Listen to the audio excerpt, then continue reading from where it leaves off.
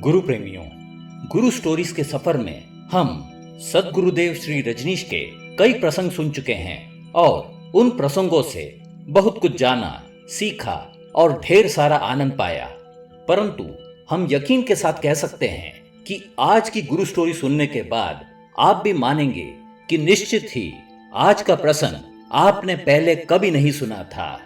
यह अपने आप में एक ऐसी घटना है जो आपको हंसाएगी भी और साथ ही जीवन के महत्वपूर्ण पहलुओं पर रोशनी भी डालेगी। तो आइए शुरू करते हैं आज की गुरु स्टोरी। गुरु प्रेमियों, यह घटना तब की है जब आचार्य रजनीश कॉलेज में प्रोफेसर के पद पर कार्यरत थे। वे अक्सर कक्षा शुरू होने के पहले ही कॉलेज प्रांगण में पहुंच जाते और एक वृक्ष के नीचे ध्यान करते। आप तो जानते ही हैं कि श्री रजनीश का परिवेश सादा होता था, जो अन्य प्रोफेसरों से मेल नहीं खाता था। अगर आप इस विषय पर स्टोरी सुनना चाहते हैं तो अवश्य सुनिए गुरु स्टोरी, जिसका शीर्षक है जब विश्वविद्यालय के शिक्षक बने आचार्य रजनीश के छात्र। बहरहाल हम कहानी पर लौटते हैं। तो हम कह रहे थे कि श्री रजनीश एक वृक्ष के नीचे ध्यान किया करते थे। जब अन्य शिक्षकों और छात्रों के संज्ञान में आया कि आचार्य जी पेड़ के नीचे ध्यान करते हैं, तो उनकी रुचि ध्यान में बढ़ने लगी। जब करीब 40 लोग जमा हो गए, तब पास ही के मंदिर के हॉल में ध्यान सभा होने लगी। आचार्य श्री रजनीश शाम के वक्त वहां ध्यान करवाने लगे। उन्हीं के कॉलेज के एक अन्य प्रोफेसर थे जिनका नाम था श्री नित्यानंद चैटर्जी। वैसे तो चैटर्जी साहब दिल के अच्छे इंसान थे, पर थोड़े ज्यादा ही बातूनी थे। वे इतना बोलते थे कि शिक्षक तो शिक्षक, अगर छात्र भी उन्हें अपनी तरफ आता देखते तो रास्ता बदल दिया करते थे। वे सुबह से लेकर शाम तक बोलते ही रहते थे। एक तरीके से वे बोलने की मशीन थे। कई बार उनके सहयोगी उन पर झल्ला पड़ते और कहते, अब बस भी करो चैटर साहब। गुरु प्रेमियों, यहां पर वे अंग्रेजी का शब्द चैटर का प्रयोग कर रहे हैं, जिसका अर्थ हिंदी में बातूनी होता है। परंतु चैटर्जी साहब कहां चुप होने वाले थे। वे तपाक से जवाब देते, आपको क्यों तकलीफ हो रही है? मैं अपने मुंह से बोल रहा हूं भाई, आप कान बंद कर लीजिए। मुझे बोलना पसंद है तो मैं बोलता हूं। अब आपको एक बात बताता हूं, मेरी बीवी कहती है कि मैं बोलते बोलते सो जाता हूं। हाँ, अब कल की ही बात है, कॉलेज से जब मैं घर जा रहा था तो क्या देखता हूं। तो गुरु प्रेमियों, आप समझ ही गए होंगे कि हम क्या कहना चाहते हैं। खैर, तो हुआ यूं कि एक बार कॉलेज के बाद चैटर्जी साहब जब घर के लिए निकले तो पीछे से हॉर्न की आवाज सुनकर रुक गए। पलटकर देखा तो पाया कि आचार्य रजनीश कार की ड्राइवर सीट पर बैठे थे और इशारा कर रहे थे। फिर क्या था, चैटर्जी साहब को एक और मौका मिल गया। वे झट से कार के अंदर बैठ गए और बोले, अरे आचार्य जी, घर जा रहे हैं क्या? मुझे छोड़ देंगे?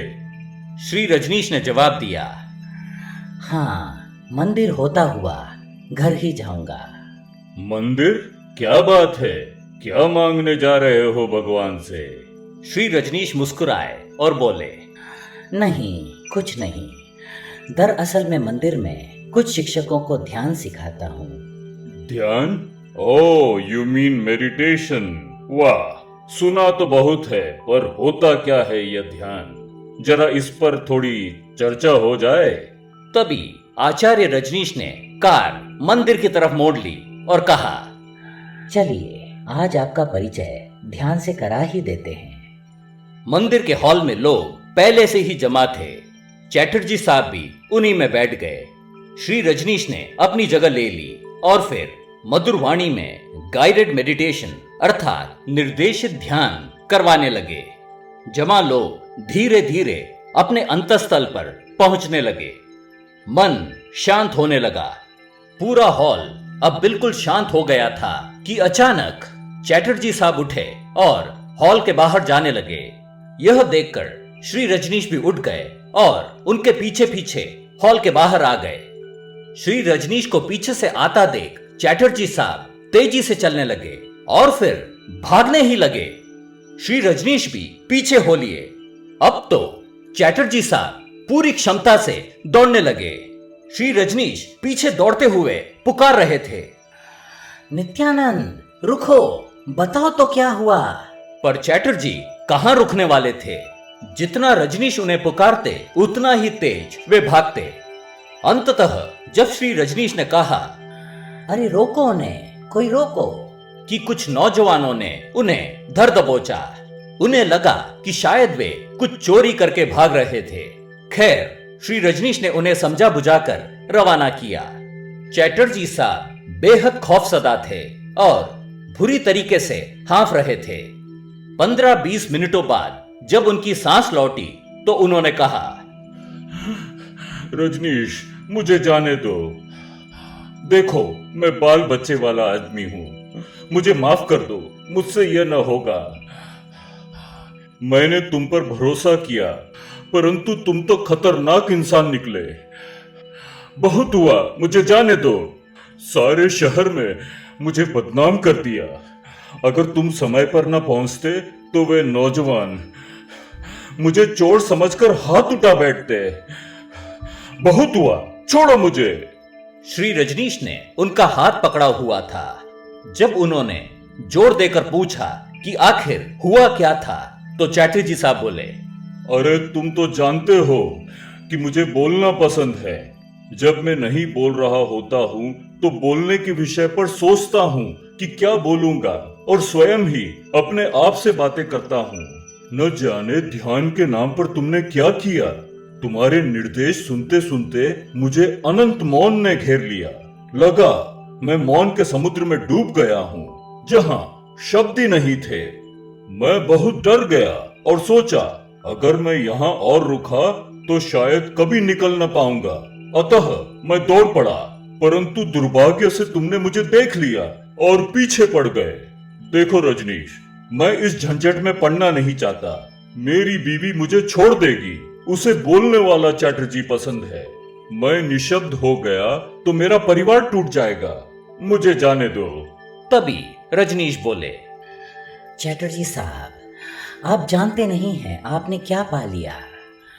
जिस मौन से डरकर आप भाग रहे हैं, उसे पाने के लिए लोग वर्षों ध्यान करते हैं। चैटर्जी साहब अभी भी भाग निकलने के लिए उत्सुक थे।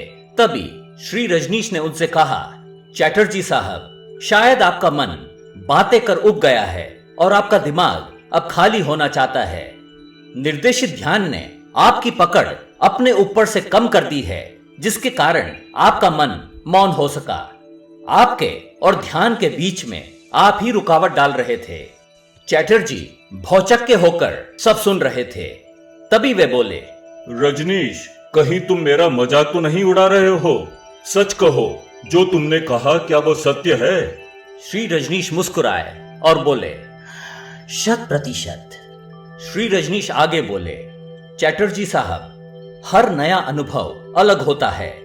आपको बोलने और सोचने की इतनी आदत हो गई है कि आप मौन से घबरा गए हैं, क्योंकि मौन की दुनिया अनंत है। सच बताइए, क्या आपकी पत्नी और बच्चे आपके बोलने की आदत से परेशान नहीं हैं? क्या आपने कभी ध्यान दिया कि आप बेमतलब बोलते रहते हैं? आपका अपने पर नियंत्रण नहीं रहता। माफ कीजिएगा चैटर्जी साहब, आपका मुंह तो ग्रामोफोन की तरह है जो उठपटांग रिकॉर्ड चलाता रहता है। मौन से आपकी बोली और आपकी भाषा में निखार आएगा। आप अपने वाणी के मालिक बन सकेंगे। यह सुनना था कि चैटर्जी साहब तपाक से बोले, सच में? क्या मैं तुम्हारी तरह बोल सकूंगा रजनीश? बताओ जरा। श्री रजनीश मुस्कुरा दिए और बोले, मेरा विश्वास कीजिए, यह आपके जीवन का एक सुनहरा मौका है, इसे गवाइए मत। अब तक चैटर्जी साहब शांत हो गए थे। कुछ सोचकर वे बोले, ठीक है, तुम कहते हो तो मैं रोज आया करूंगा, पर एक बात बोलूं? रजनीश जोरों से हंस दिए और बोले, लगता है चैटर्जी साहब आप बोलने से बाज नहीं आएंगे। यह सुनना था कि दोनों जोरों से हंस दिए। फिर चैटर्जी साहब बोले, नहीं, सत्य में ही तुमने मुझे बिल्कुल ठीक पढ़ा रजनीश। मैं बोलने की आदत से विवश हूँ सत्य तो यह है कि इसी विवशता के कारण मैंने ऐसे ही तुमसे पूछ लिया था कि ध्यान क्या होता है। मैंने सोचा चलो कुछ बोलने का विषय मिल गया, परंतु तुम तो अलग ही इंसान निकले। तुमने तो मुझे ही दर्द पहुंचा और सीधे ध्यान हॉल ले गए। परंतु अब मैं समझ गया हूं। श्री रजनीश कहते हैं कि चैटर्जी साहब न केवल रोज आने लगे बल्कि तेजी से ध्यान में प्रगति भी करने लगे। उनके अंदर पड़ा मौन का बीज अब वृक्ष का रूप लेने लगा। कॉलेज के सभी शिक्षक आश्चर्यचकित थे कि चैटर्जी साहब इतने कैसे बदल गए। जब लोग उन्हें बोलने के लिए उकसाते तब भी वे चुप ही रहते। धीरे धीरे सभी उनका आदर सम्मान करने लगे। इस घटना के कुछ ही वर्षों बाद चैटर्जी साहब ने प्रोफेसर पद से स्वैच्छिक सेवानिवृत्ति ले ली और घर पर ही ध्यान करने लगे। साथ ही अपनी धर्मपत्नी और बच्चों को भी ध्यान करवाने लगे। श्री रजनीश कहते हैं कि इस घटना के करीब 10 वर्षों बाद जब उनकी मुलाकात चैटर्जी साहब से हुई तो वे बिल्कुल बदल गए थे। उम्र में वे 10 साल छोटे दिख रहे थे। तब श्री रजनीश शहर की एक सभा में बोलने के लिए पधारे थे। चैटर्जी साहब प्रतिदिन उनसे मिलने आते, परंतु बिना कुछ बोले ही घर चले जाते थे। आखिरी दिन वे फिर आए और श्री रजनीश को प्रणाम किया और बस एक शब्द बोले, thank you Rajneesh, you changed my life. अर्थात धन्यवाद रजनीश, तुमने मेरी जिंदगी ही बदल दी। गुरु प्रेमियों, श्री रजनीश कहते हैं मन आदतों को पकड़ता है। जिसे वह एक बार पकड़ ले तो जोरों का पकड़ता है। अगर बोलने पर आ जाए तो चुप कराना लगभग असंभव है। मनुष्य को जागृति की आवश्यकता है। ध्यान से जागृति का जन्म होता है। श्री रजनीश आगे कहते हैं, मन एक आज्ञाकारी सेवक है जो आपका सहयोगी है, परंतु अगर वही मन आपका मालिक बन बैठे तो वह विनाशकारी रूप धारण कर लेता है। तो मनुष्य को चाहिए कि वह ध्यान द्वारा मौन के अनंत सागर में डूबे। जो डूबा उसने पाया। गुरु प्रेमियों, सद्गुरु रजनीश अपने प्रवचनों में कहते हैं कि ध्यान से रूपांतरण एक क्षण में घट सकता है। चैटर्जी साहब उसका एक जीता जागता उदाहरण रहे।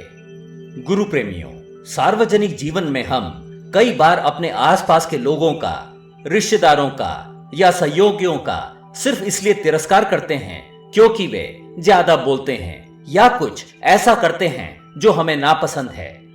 परंतु ऐसा करके हम बड़ी भूल करते हैं। ऐसा करते हुए अनजाने में हमारा अहंकार पुष्ट होता है और साधना पथ में गिरावट आती है। इस घटना से हमें यह शिक्षा मिलती है कि जो जैसा है वैसा ही ठीक, न जाने कब कृपा हो जाए और सब बदल जाए। अतः हमारा ध्यान बस अपने ऊपर और गुरु निर्देश पर होना चाहिए, न कि दूसरों पर। गुरु प्रेमियों, हम उम्मीद करते हैं कि आज की गुरु स्टोरी आपको पसंद आई होगी। आपका दिन मंगलमय गुजरे और सद्गुरु श्री रजनीश हमारे हृदय कमल पर हमेशा विराजे। इसी मनोकामना के साथ हम आपसे आज के लिए विदा लेते हैं। प्रणाम।